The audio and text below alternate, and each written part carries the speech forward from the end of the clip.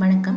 இன்றைய இணைவும் பகுதியில் காதிருந்த ஊசியும் வாராது காண்கடை வழிக்கே அப்படின்னு உலகுக்கு உணர்த்திய பட்டினத்தடிகளாரை பற்றி பார்க்க போகிறோம். கிபி 11ஆம் நூற்றாண்டுல காவிரி பூம்பட்டினம் அப்படிங்கிற ஒரு ஊர்ல சிவநேசன் என்கிற ஒரு சிவபக்தர் வாழ்ந்து வந்தார். அவர் ஒரு மிகப்பெரிய வணிகர். அவருடைய மனைவியின் பெயர் ஞானக்கலை. இவர்களுடைய குழந்தையின் பெயர் தான் திருவெண்காடர் என்கின்ற சுவேதவன பெருமாள்.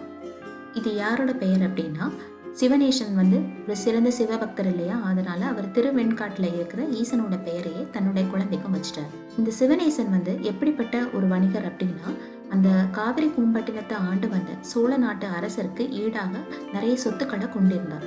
அதனால அவருக்கு அந்த ஊர்ல மிகப்பெரிய மரியாதையும் அரசனுக்கு ஈடாகவே இருந்து வந்தது. பின்னால சிவநேசர் திருவெண்காடருக்கு சிவகலை அப்படிங்கிற ஒரு பொண்ணை திருமணம் செஞ்சு வைக்கிறாரு.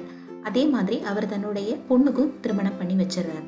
திருவெண்காடரும் சந்தோஷமா தன்னுடைய மனைவி சிவகலையோட வாழ்ந்து வராங்க. ஆனா அவங்களுக்கு குழந்தையே கிடைக்கல. அதனால திருவிடைமருதூர்ல உள்ள ஈசனை பார்த்து விரதம் இருக்க ஆரம்பிச்சிட்டாங்க. திருவிடைமருதூர்ல வாழ்ந்து வந்த இன்னொரு அந்தன குடும்பம் யாருன்னா சிவசரமன், சுசீலை. இவங்க 2 பேரும் மிகப்பெரிய சிவபக்தர்கள். ஆனா அவங்க ரொம்ப வறுமையில இருந்தாங்க. ஒரு நாள் சிவசரமன் கனவுல சிவபெருமானே இங்க பாரு, இந்த கோயில் மரத்தடியில ஒரு குழந்தை இருக்குது. அந்த மரத்தடியில இருக்கிற குழந்தைய எடுத்துட்டு போய் காவிரி பூம்பட்டினத்துல பெரிய வணிகரா இருக்க திருவெண்காடரிடம் கொண்டு கொடுங்க. அவர் அந்த குழந்தைக்கு ஈடாக உனக்கு நிறைய பொருளை கொடுப்பாங்க. அதன் மூலமாக உன்னுடைய கஷ்டங்கள் எல்லாம் தீர்ந்துடும் அப்படின்னு சொல்றாரு. பின்னால சிவசெருமான் அந்த கோயில்ல போய் பாக்குறாங்க. மரத்தடியில ஒரு குழந்தை இருக்குது. அந்த குழந்தைய எடுத்துக்கிட்டு போய் சிவனோட கட்டளைப்படி திருவெண்காடரிடமே கொண்டு போய் கொடுக்குறாரு.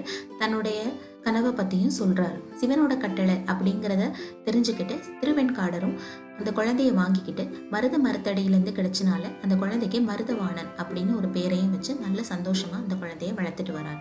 மருதவாணர் ஒரு இறைவனோட அம்சம் அப்படிங்கிறது பட்டினத்தாருக்கோ தெரியவே இல்லை. பையனை நல்லபடியா தன்னுடைய வணிகத்திலே ஈடுபடுத்துறாரு. பின்னால அவரை தன்னோட வணிக கப்பலோட சேர்த்து வெளிநாட்டுக்கும் சென்று நிறைய வியாபாரம் செஞ்சுட்டு வாங்க அப்படின்னு அனுப்பி வைக்கிறாங்க. திருவெண்காடர் அவருக்காக காத்து கொண்டு இருக்கிறார். ஒரு நாள் அவர் திரும்பி வர நாளும் வந்தது. தன்னோட பையன் வெளிநாடுகள்ல இருந்து என்னென்ன வாங்கிட்டு வருவானோ அப்படிங்கிற ஒரு சந்தோஷத்திலையும் பூரிப்பிலையும் அவர் தன்னோட பையனுக்காக காத்திருக்கிறாரு. ஆனா அவர் கப்பல் முழுசாக எருவிரட்டியும் தவிடும் வாங்கிட்டு வந்தார். இதை பார்த்து திருவெண்காடருக்கு பெரிய கோபம் வந்துருச்சு. என்ன தன்னோட பையன் இப்படி இருக்கிறானே, நான் இவ்வளோ பெரிய வணிகனா இருக்கிறேன், ஆனா என் பையனுக்கு வணிகத்தை பத்தி எதுவுமே தெரியலையே அப்படிங்கிற ஒரு நினைப்போட வருத்தத்தோட அந்த பையனை திட்டுறார். அப்போது அந்த மருதவாணன் ஒரு பெட்டியை கொடுக்குறாரு. இந்த பெட்டியில ஒரு ஓலைச்சுவடும் காதில்லாத ஒரு ஊசியும் இருந்தது. அந்த ஓலையில என்ன எழுதிருந்ததுன்னா, காதிருந்த ஊசியும் வாராது காண்கடை வழிக்கே அப்படின்னு எழுதியிருந்தது. இதோட பொருள் என்ன தெரியுமா?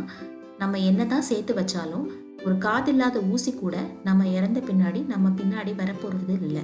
இது தெரிஞ்சுக்கிட்டும் நம்ம ஏன் இந்த பொருளுக்காக இது பின்னாடியே நம்ம போயிட்டு இருக்கோம். இதை படிச்ச உடனேயே திருவெண்காடர் என்கின்ற பட்டினத்தாருக்கு ஞானம் வந்துருச்சு. தன்னுடைய சொத்துக்கள், தன்னோட வணிகம், தன்னுடைய குடும்பம் எல்லாத்தையும் திறந்துடுறாரு. ஒரு சன்னியாசியா வீட்டை விட்டு வெளியே போயிடுறாரு. ஆனா இவரால தனக்கும் தன்னோட குடும்பத்துக்கோ பெரிய அவமானம் வந்துடும் அப்படின்னு நினைச்ச அவருடைய சகோதரி ஒரு நாள் தன்னுடைய சகோதரனை அவருக்கு பிடிச்ச அப்பம் செஞ்சு வச்சிருக்கதாகவும் சாப்பிட வருமாறும் கூப்பிடுறாங்க. பட்டினத்தாரும் தன்னுடைய சகோதரிக்காக அவரோட வீட்டுக்கு போறாங்க. சகோதரி என்ன பண்றாங்கன்னா, அவங்க சுட்ட அந்த அப்பத்துல கொஞ்சம் விஷத்தை கலந்து பட்டினத்தார்கிட்ட கொடுத்துடுறாங்க.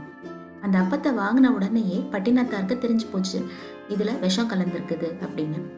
உடனே அவர் என்ன பண்றாரு, அந்த அப்பத்தை தன்னோட சகோதரி வீட்டினோட கூரையில வச்சுட்டு தன்வினை தன்னை சுடும், ஓட்டப்பம் வீட்டை சுடும் அப்படிங்கிற ஒரு வார்த்தையை சொல்றாரு. உடனேயே அந்த கூரை பத்தி எரிய ஆரம்பிச்சிருது. இதை பார்த்து அவங்க சகோதரிக்கு தன்னுடைய சகோதரனுக்கு ஏதோ ஒரு ஞானம் இருக்கிறதாகவும் அவர்கிட்ட ஒரு சக்தி இருக்கிறனாலதான் அவர் இந்த மாதிரி ஆயிட்டாருங்கிறதும் நல்லாவே அவருக்கு புரியுது. பின்னால அவருக்கு நிறைய கஷ்டங்களை அவங்கள சுத்தி இருக்கிறவங்களும் அந்த ஊர்க்காரங்களும் கொடுக்க ஆரம்பிக்கிறாங்க. ஒரு நாள் அவரோட அம்மா இறந்து போயிடுறாங்க. பட்டினத்தார் தன்னோட அம்மாவுக்கு ஒரு சத்தியம் செஞ்சு கொடுத்துருக்காரு. என்ன சத்தியம் அப்படின்னா, தான் இந்த உலகத்துல எந்த மூலையில இருந்தாலும் தன்னுடைய தாய்க்கான இறுதி காரியங்களை தானே செய்வதாக சொல்லியிருந்தாங்க. ஆனா இவர் இடுகாட்டுக்கு போற முன்னாடியே அவங்களோட உறவினர்கள்லாம் அவங்க தாயை எரியூட்டுவதற்கான எல்லா வேலைகளையும் செஞ்சு வச்சுட்டாங்க. பின்னாடி போன பட்டினத்தார் அந்த கட்டைகள் எல்லாம் நீக்கிவிட்டு அந்த சிதையில வாழை மட்டைகளையும் இலைகளையும் அடுக்க ஆரம்பிச்சாரு. பின்னாடி ஐயிரண்டு திங்களாய் அப்படிங்கிற ஒரு பாட்டை தன்னுடைய அம்மா இறந்த துக்கம் தாழாமல் பாட ஆரம்பிச்சார். அந்த பாடி முடிச்ச உடனே அந்த சிதை தானாகவே பற்றி எரிய ஆரம்பிச்சிருச்சு. இதை பார்த்த அவங்க உறவினர்களுக்கும் அந்த ஊர்க்காரங்களுக்கும் பட்டினத்தாருடைய சக்தி புரிய ஆரம்பிக்குது.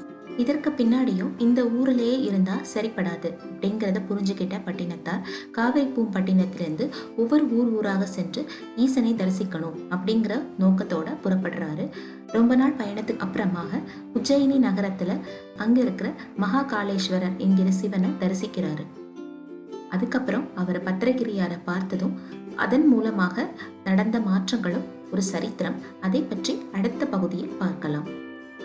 மீண்டும் இணைவோம்.